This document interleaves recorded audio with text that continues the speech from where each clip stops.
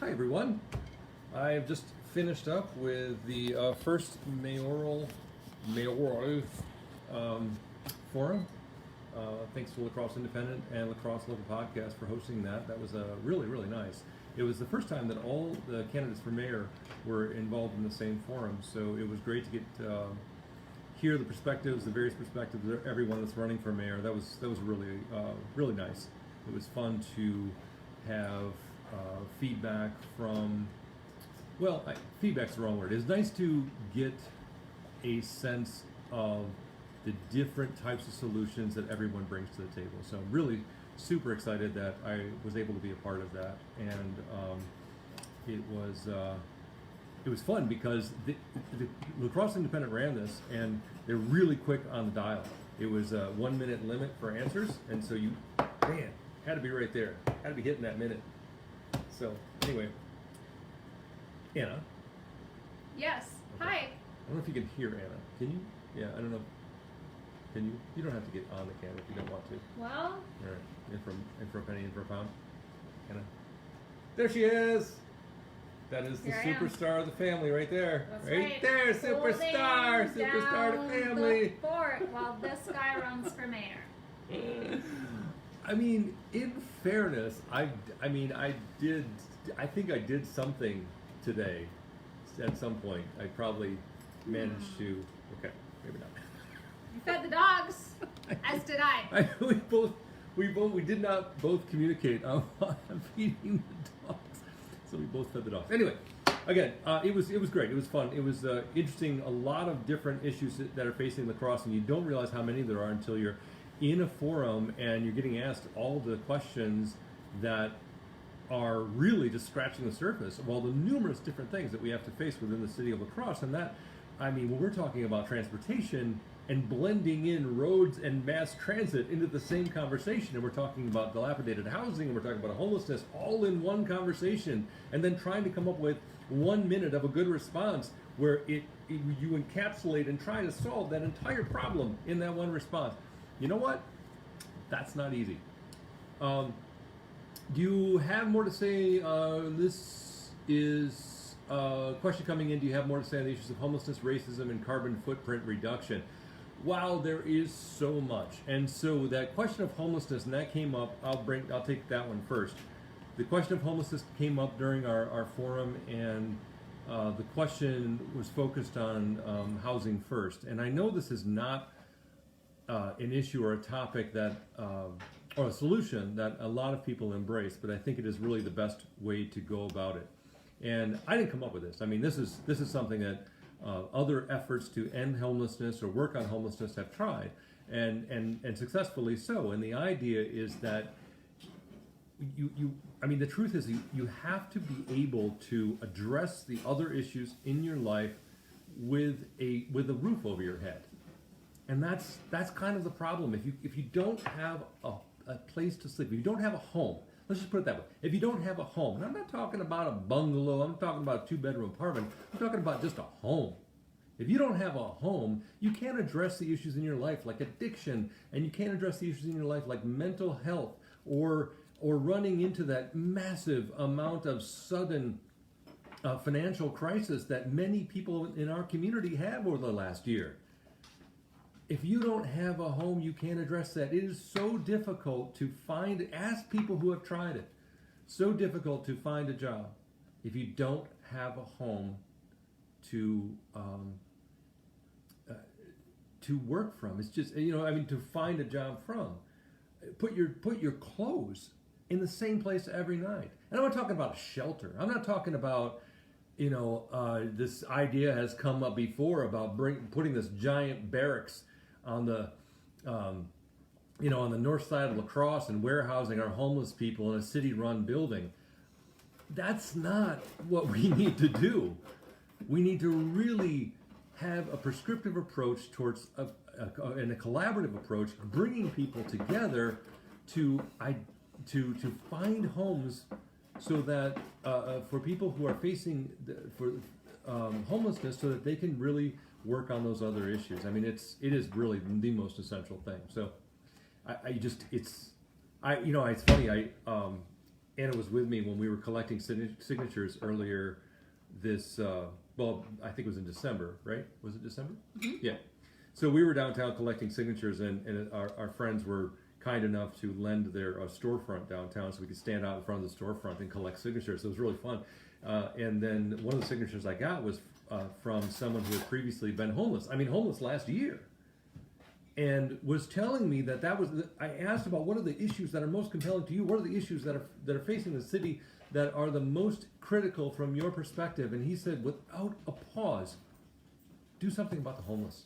Do something about the homelessness. And he told me a story about how he was homeless and he found a place to live. And there was a collaborative effort for finding a place to live. And through that, he was able to work on other issues in his life, other mental health and addiction issues. You can't do it without housing first. So, yeah, I go on and on about that, and I understand and belabor the fact a little bit. It's so important. The other thing to remember about tackling homelessness, this is not a stop and place kind of thing. This is not something that we can do once and expect that solution to last forever. This is maintenance. And again, this has to be a collaborative approach. One of the things that La Crosse City Council President Martin Gall said during our just completed forum, one of the things he said was, we talk about the centralized aspect of homelessness within La Crosse because that's where the county services are, and he's absolutely correct. And that's why it's so important to remember that we can't warehouse our homeless, up on the north side of La Crosse in some sort of building somewhere, as someone has suggested. They need to be near where the services are. That is absolutely the case. Or bring the services to them or something along those lines, but we have to keep doing it. We can't say, well, you got your place now. Now we're done with you. We have to keep on doing that. We have to keep on working. We have to keep on making the effort to ensure that we can just make sure that we can continue to provide services for homelessness. Somebody just asked a question about how do you do that within a city budget? And this is not something that the city of La Crosse can do alone. And I've repeated this multiple times. This is not just city issue. This is a regional issue. As I said, La Crosse City Council President Martin Gall said during our little talk here. And he's right. It's not a city issue, it's a regional issue. So we need to develop regional partners, and I'm talking about governments. I'm talking about the city of Onalaska and the village of Holman and the town of Shelby.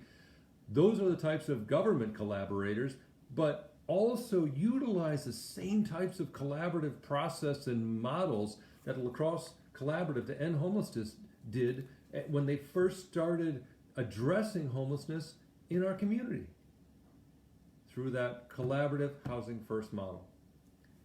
I wish I could remember what the other part of the question was, but it was a little while ago and I can't scroll down right now for some reason. So I think it has something to do with carbon footprint. Is that right? That they asked about racism and carbon footprint. I mentioned that. So the question was about, there was a question that came up about racial injustice and how to address that. How do you address hit the ground running, addressing systemic racial injustice or racism, systemic racism.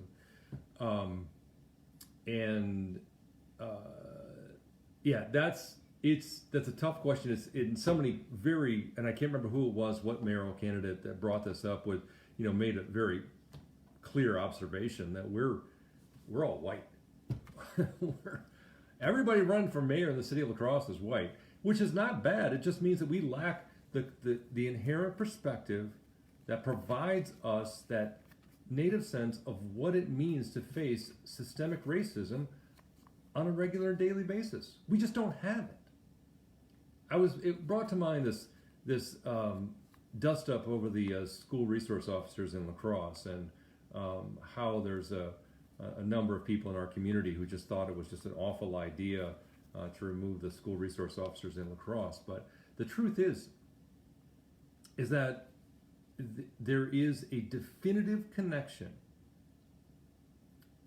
between the policing in schools, in the schools, with police officers in the schools. There's a definitive connection between how that is done and the impacts later on in life, or just not that much later on in life, but the school to prison pipeline.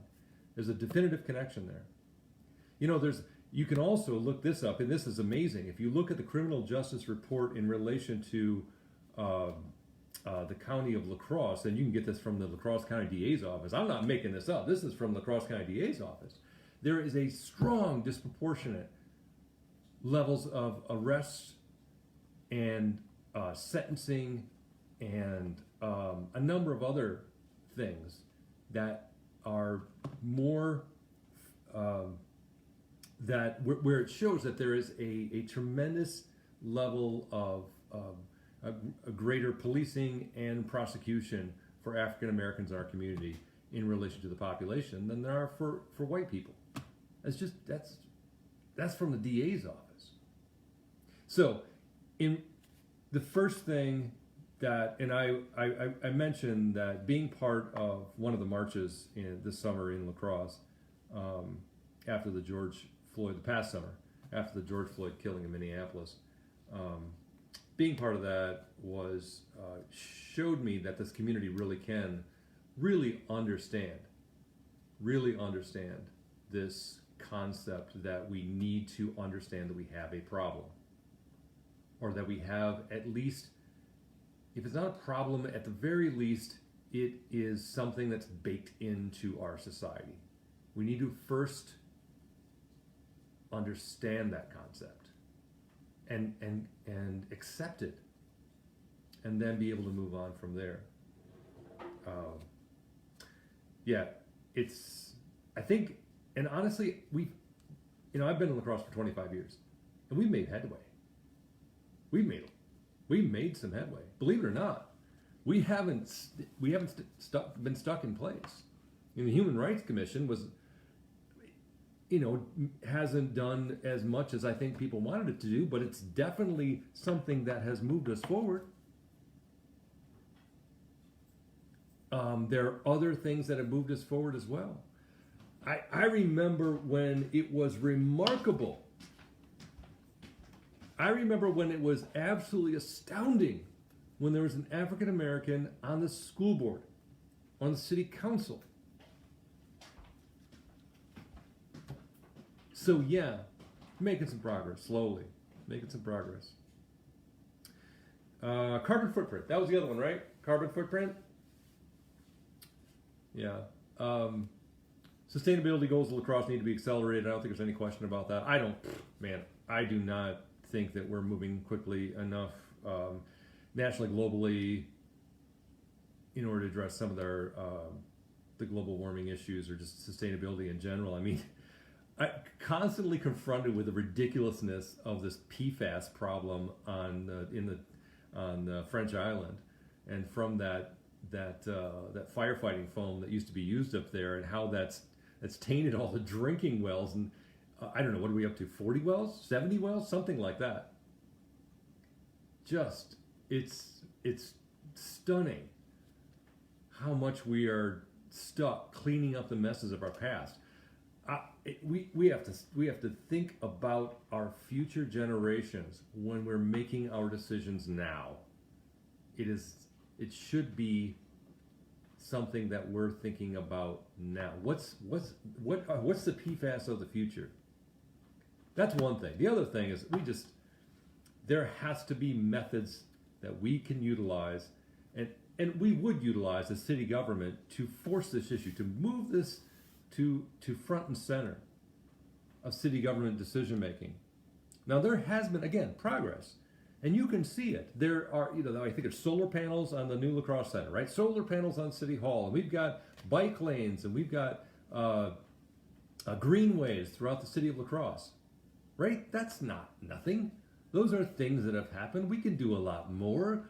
We can do a lot more to advocate for some seriously safe bike lanes too. Not this garbage where you're in a bike lane and then you got to swerve out into traffic and then go back into a bike lane and swerve out into traffic.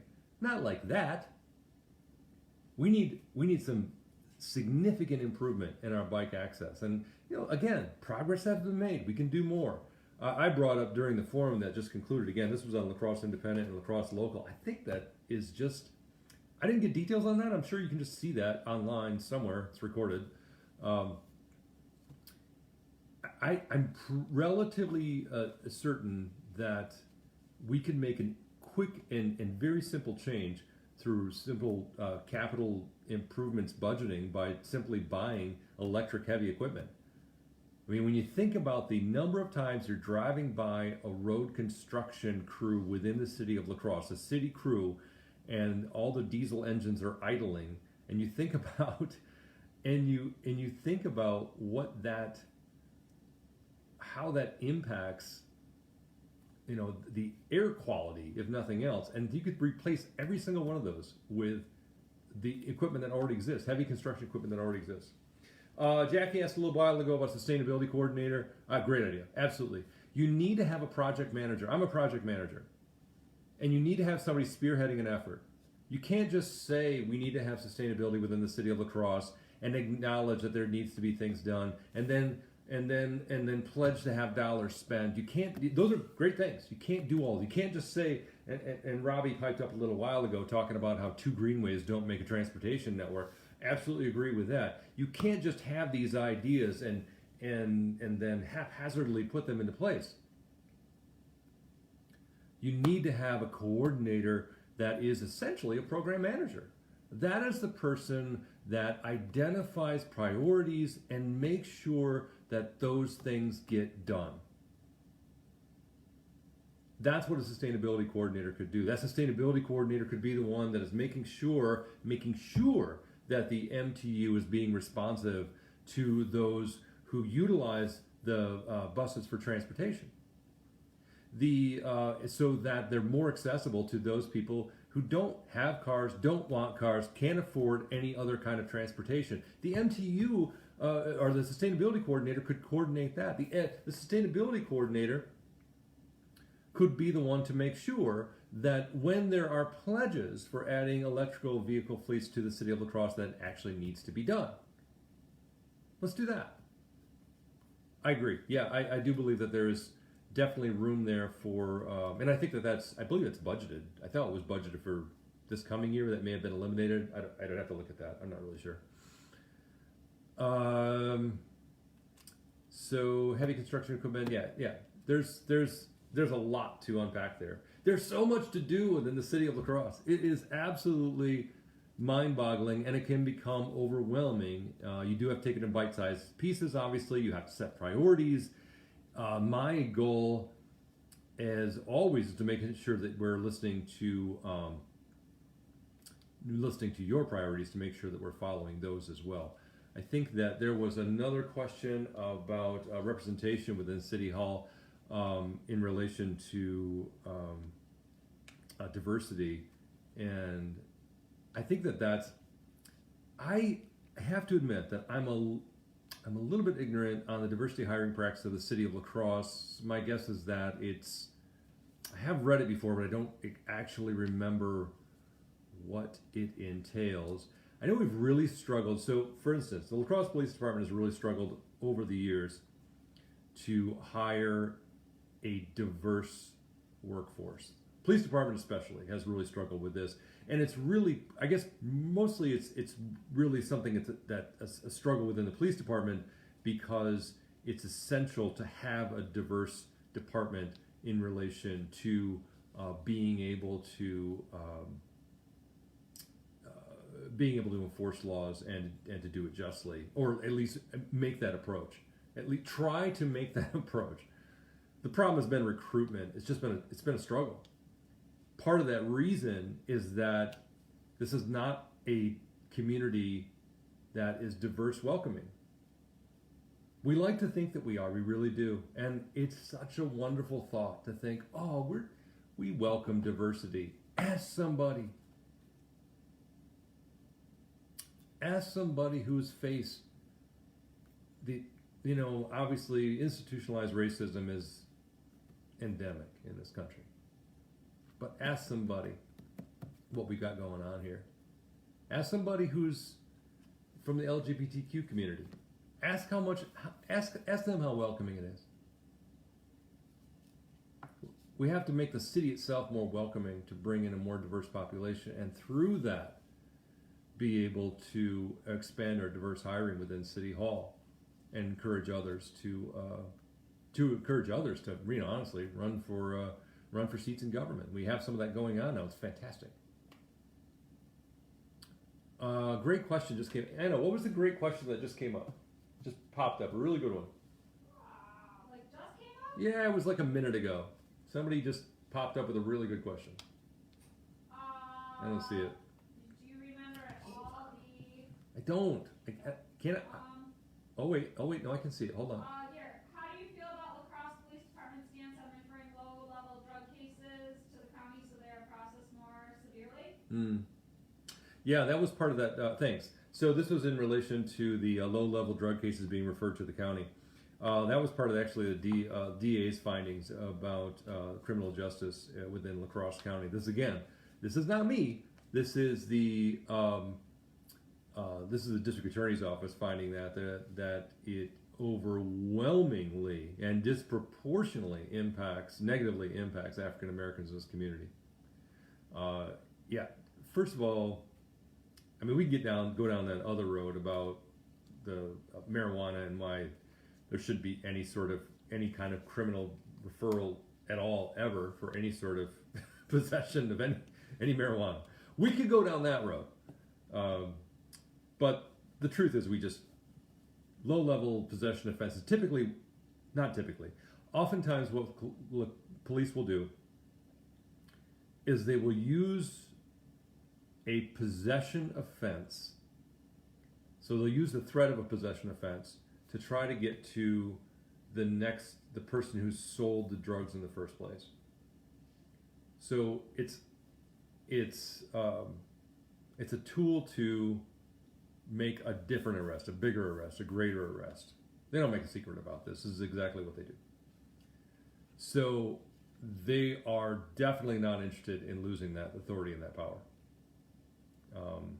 But yeah, again, the thing is that we have laws on the books, and if we don't want La Crosse police or any police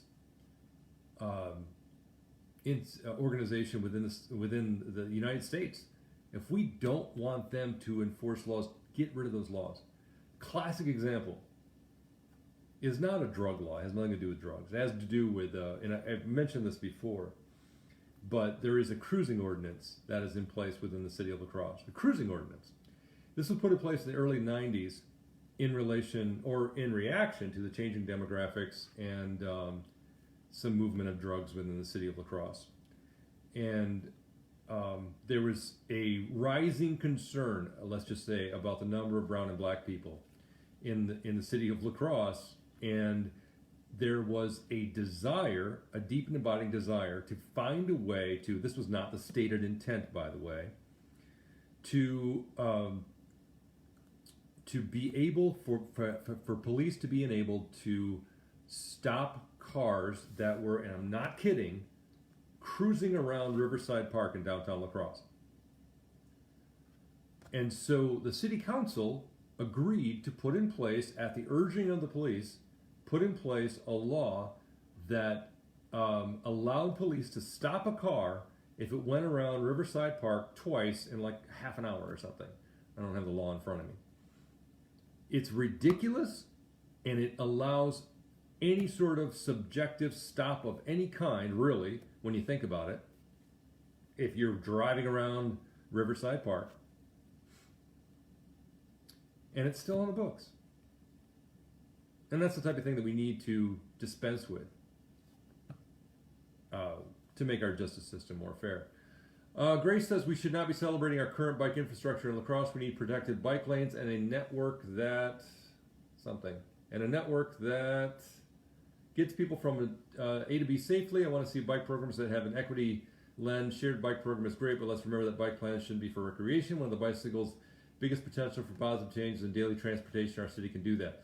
Yeah, you're preaching to the choir here. I rode my bike when I was working in downtown La Crosse for 16 years. Well, and before that as well, because I worked in bars and restaurants prior to working at the Midwest Family Broadcasting on 2nd and State in downtown La Crosse. Prior to so for I don't know, maybe it's been the entire time I've lived here, I guess. I just ride my bike back and forth from work throughout the year. It doesn't matter when it was. Not everybody does that, but one of the things that was it became intimidating after a while. No question. If you spend enough time on your bicycle in the city of La Crosse, you know this. Is that the infrastructure is simply not there. And it's almost a game for some people to see how close they can get to you to wiping you off the road. And we need, as Robbie said earlier, a couple of greenways does not a transportation system make, or a bike transportation system make. Yeah, protected bike lanes is key. That's how you get more people on bicycles. Allow them to utilize their bicycles to get back and forth from, say, the downtown of La Crosse or the north side downtown area of La Crosse, or however you're doing that. Protected bike lanes are really the best way to do it, because it just makes anybody doing it, even if you're not an experienced biker, it at least makes you feel safe. Absolutely essential for us to be able to move in that direction, at least on on key routes anyway. We don't have to make every street have a protected bike lane, but on key routes, not like that garbage that's on Cass Street. Is there another one too, like King Street? So that Cass Street, I guess I could probably keep up with this all night, but on Cass Street in going, between, what is it, 7th and West, or no? 7th and West. 7th and West, all right. On Cass Street going from 7th and West, there's bump outs. Somebody thought this was a really good idea, by the way. At some point, somebody in the planning office in La Crosse thought, you know what, I got an idea. Why don't we make these bump outs to narrow Cass Street, which narrowing streets does slow traffic. Don't get me wrong, not a bad idea. And then they're paint bike lanes in between these bump outs. If you've been on Cass Street, you know what I'm talking about. They painted these bike lanes between the bump outs. So you're riding down the bike lane, and they originally painted like little bicycles on them. So you knew that was where you were going to go to ride your bicycle. And then you had to swerve out into traffic or hop the curb in order to stay in the bike lane. That is a waste of money. That's a waste of resources, and all that does is engender frustration from the people who pay. We all pay taxes, from everybody who's paying taxes within the city of La Crosse, because it does nothing for bicyclists, and you spend a ton of money on it. You're making bicycling less safe on that street. I don't know there's no benefit there. So part of the job of sustainability coordinator, as someone brought up earlier, would be to evaluate those things and then identify ways to make them better. Let's see. Regarding increasing, where's that question at? Regarding increasing MTU ridership, you shouldn't just focus on those who don't have transportation at all. You should. All right, let's find out what Ben says I should do. Come on, Ben. Okay. You should try to convert those who do have vehicles to make the switch to public transportation. Yeah, it does require. Yeah, I think public transportation is great. We have to make it more effective. We have to make it more easier to use. We have to go beyond. Part of that is just making sure that we're, again, sustainability coordinator. Another thing that position would do was to help as essentially a program manager for sustainability in La Crosse, identify ways to make sure the bus system is working better for those who would use it. I think absolutely. It would be great. I mean, think about all the benefits of increased bicycle ridership. It's not for everybody. I understand that. Increased bicycle ridership, increased access to mass transit. Think of all the benefits that occur for it has ripple effects, because you're spending less on road repairs, you're spending less on parking garages, you're spending less on parking enforcement, you're spending less on maintenance of all sorts of areas where cars are king. Definitely, again, if it's not convenient, if it's not even not convenient, if it's not accessible, in a way that makes sense to people within the city of La Crosse. They're just not going to use it. So that would be a key, is to make sure that happens. The circulator routes that, what are they, a couple years old, 3 years old, something like that. Those have been a great addition to the MTU. And so I think that's something that we look forward to doing, something more like that. But again, once again, so much there, so much to chew on. There's so many different things to tackle within the city of La Crosse. But doing it with an eye towards sustainability is a really great idea, because it does, you do tend to focus yourself on what is sustainable, not only from the aspect of, you know, making sure we have cleaner air and cleaner water, but also sustainable in relation to how does this look for making our city healthier overall, for not only from an environmental standpoint, but a social justice standpoint and equality standpoint for generations to come. And that's what my plan is to do. I have been bereft in not telling you to go check out more at my website at mitchreynolds.com. I should have done that. mitchreynolds.com is my website. Please feel free to check that out. I do these live Facebook things twice a week, Tuesdays and Thursdays. I would love to see more of you. There is a lot more to discuss beyond MTU and sustainability and any others. There's so much to do here within the city of La Crosse, and I plan to do it. Absolutely. So let's get